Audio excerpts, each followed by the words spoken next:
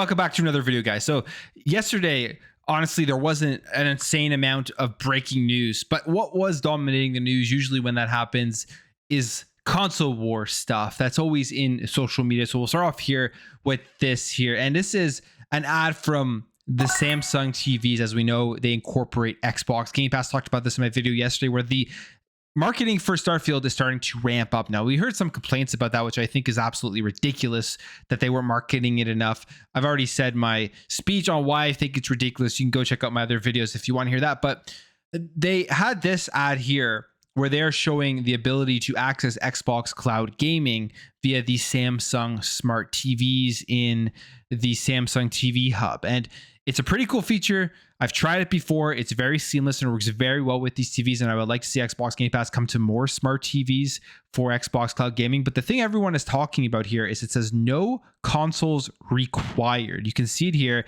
Stand by for Starfield on Samsung TV, no console required. And this has the console wars, the fanboys, especially on the PlayStation side, talking about it like it is Xbox trying to phase out the console. So first of all, we know Xbox's strategy. We know they're trying to get Game Pass everywhere. They want to reach 3 billion gamers.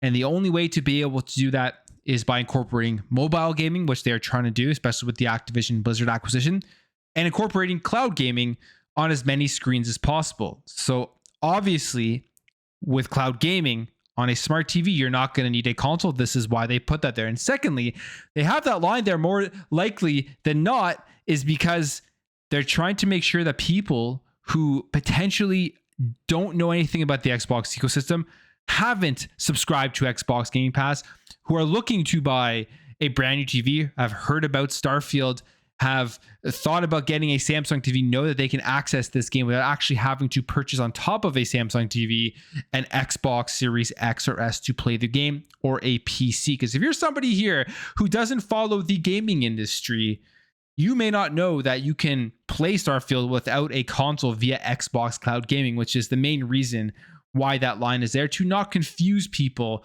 that they're going to have to go out there and buy an Xbox on top of the TV to access the game.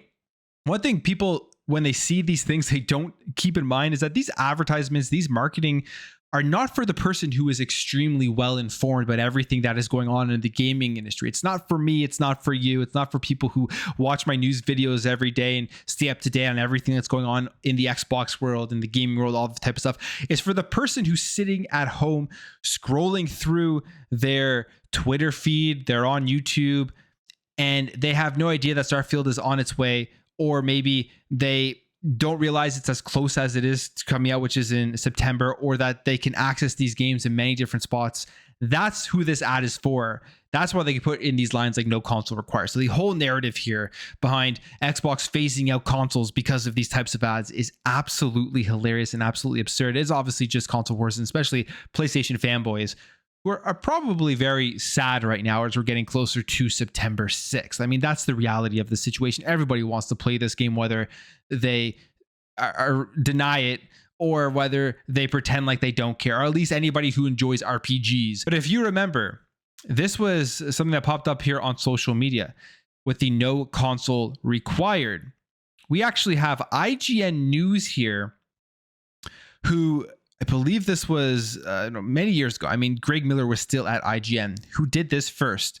This is an advertisement for PlayStation Now, and what they say here is Samsung Smart TVs getting PlayStation Now for console-free gaming. So PlayStation did this exact same thing years ago, which I actually totally forgot about. I knew about PlayStation Now, but I totally forgot that they had it on the Samsung Smart TV. So to be completely honest, this is something that PlayStation was actually far ahead of the curve of, but they were just there at the wrong time when people weren't ready for it. It kind of reminds me of the Xbox One when that was announced. A lot of the features that they wanted with the Xbox One on release, people just weren't ready for it. And a lot of those features are implemented now in these current consoles. But with PlayStation Now, they were the first there with the streaming.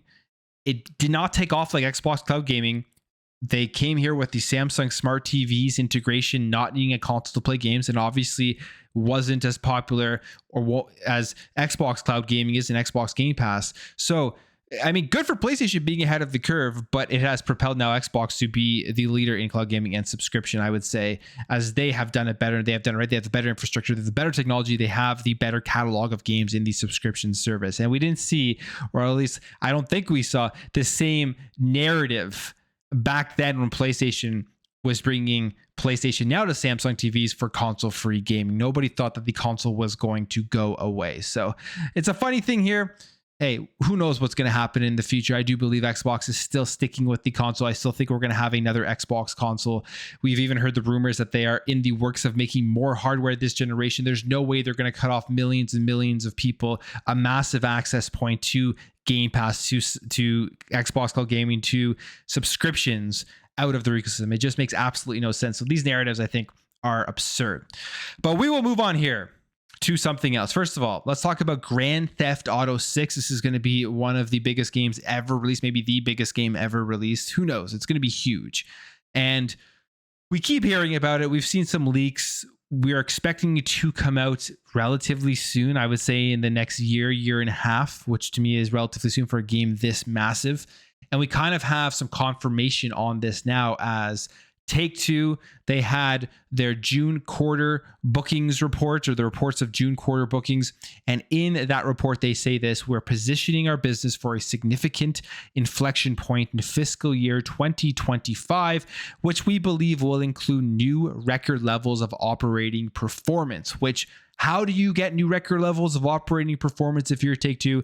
It has to be with Grand Theft Auto, which makes it look like Grand Theft Auto 6 is going to be releasing sometime between April 1st, 2024 and May 31st, 2025. So if you are a fan of Grand Theft Auto, which I think lots of people are, most people are honestly who play video games, you should look out for these dates, and we should be hearing some more about Grand Theft Auto 6 in the near future. I can't wait to see what they do with this game. We kind of know from the leaks that it is a Bonnie and Clyde style of story, but there's a lot of technology that we're seeing that Grand Theft Auto always innovates on.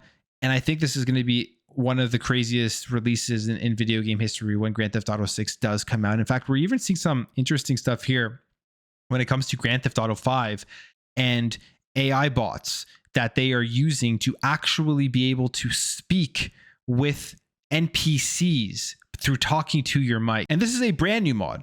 It adds AI characters that you could talk to through your microphone. Like I said, it says here that Sentient Streets is a new story-based download for the game and is created by Block, a modder who previously released a similar mod in Mount and Blade 2 Bannerlord. And according to Block's description for the mod, the NPCs in Sentient Streets are powered by 30 plus AI models and let players have open-ended conversations in real time with eccentric cult members, cunning police officers, and unsuspecting villains. Pretty crazy stuff here. And maybe things like this are going to be implemented in the future iterations of Grand Theft Auto in real time as you're playing through the campaign, where maybe you go up to an NPC, you start talking to them, rather than having the NPCs always doing the same thing, walking up and down the street, making the same noises, saying the same things.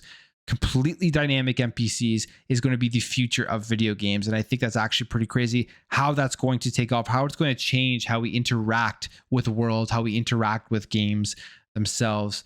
I mean, could be absolutely amazing, could also be bad in some ways, but who knows? This is pretty exciting to see that they're actually able to do this at this point. And I think in the future, you're going to see games start implementing stuff like this in the development of them. So that, I thought that was pretty cool. So I just wanted to mention that. Now let's jump over here.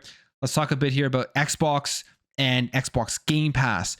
They're very much preparing here for Starfield, and they know Starfield's going to be huge. They know it's going to be so big that they don't need to offer a free month for $1. They know that 14 days will be more than enough to entice people to stay subscribed to the service, because this is going to be a massive game. You're going to need more than those 14 days probably to play as much as you want to play when it comes to Starfield. So what they are doing is they are reducing that $1 deal from 1 month down to 14 days. And I mean, the $1 deal had to come to an end. We previously saw reports that it was ending, and then they brought it back. Now they're reducing it down to 14 days. And I feel like after Starfield, a few months after Starfield, it will actually officially go away.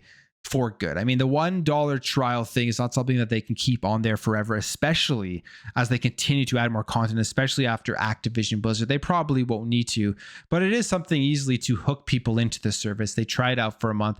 They're probably in the middle of games that they still want to keep playing after the month ends, and they'll stay subscribed to be able to at least finish those games and then go on to something else, which will keep them hooked in for a long time. I mean, I'm sure Xbox has the numbers behind these $1 deals and that they are successful. That's probably why they've kept them for so long. But at a certain point, they realize the return on investment's just not going to be there anymore, and they're going to have to get rid of them.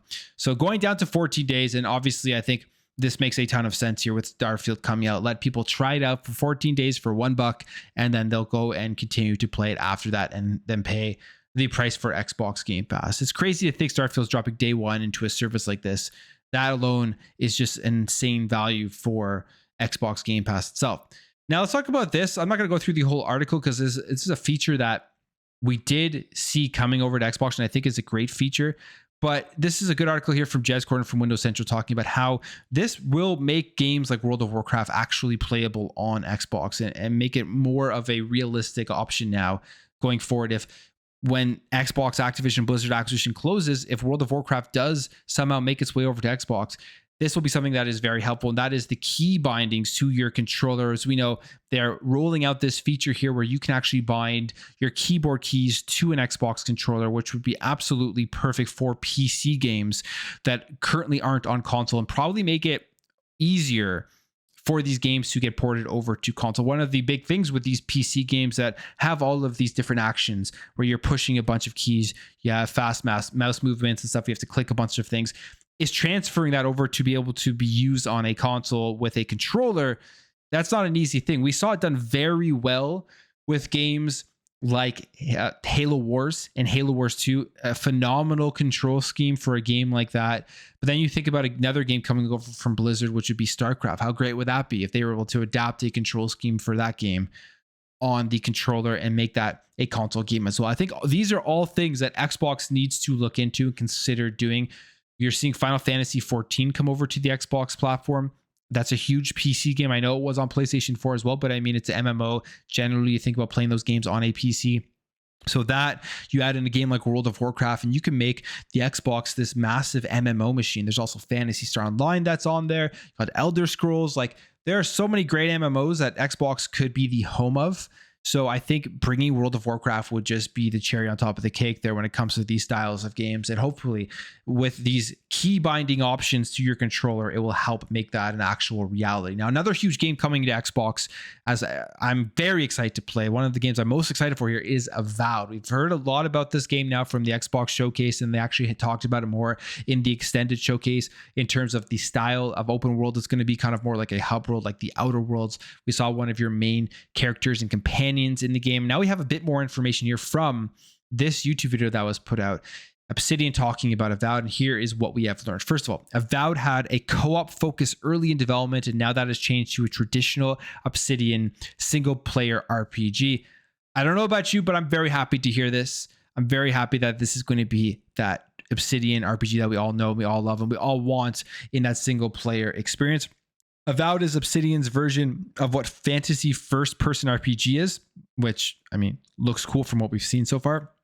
Finding the right balance between taking things from Pillars of Eternity and yet creating a new game that is more approachable for a larger audience. So they had to work on that. With Avowed, we focus on unique, bespoke content, deep systems, and incredible storytelling that's focused on characters, societies, and factions. So I expect lots of great storytelling in this game, lots of great narrative elements, choices that affect the overall experience. It is Obsidian, so really you can't expect anything less. And then I can't wait to see some more of these characters fleshed out. From what we've seen so far from that first companion that they showed off, looks pretty cool. And the world itself with the Pillars of Eternity aesthetic and everything, I think is going to be great. People were kind of turned off a bit by the trailer that they showed off at the Xbox showcase because it was slightly different, or was not as dark, you could say, as that one screenshot we got, or that one quick title shot that we got of Avowed years ago.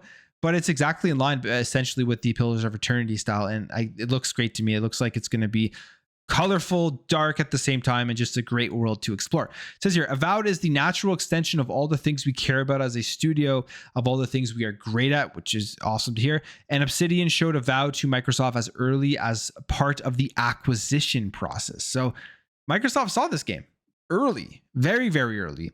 And I'm sure Microsoft, when they saw this, were probably sitting there and thinking, okay, we got to get these guys on board. They will add to the insane amount of great RPGs that Xbox has in their first party content. I mean, when I think about Xbox as a platform right now, I think about it as the first person shooter platform and the RPG, their Western RPG platform, as they have some of the best developers in making both of those styles of games, and so many games coming out of those genres that I can't wait to check out.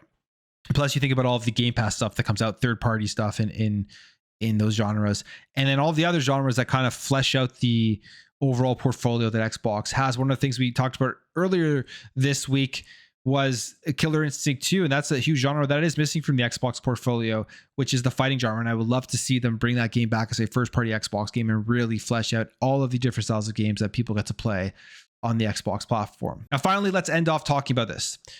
This, again, is from the Take-Two report, and they're talking here about specifically pro consoles and the mid-generation refresh. This has been a huge talking point in the industry over the last couple of weeks because of the PlayStation 5 rumor, and then recently some of the Xbox hardware rumors that have been coming out. And Strauss Zelnick, the Take-Two CEO, talks about this, and here is what he says. Generally speaking, the mid-generation upgrades haven't really changed much.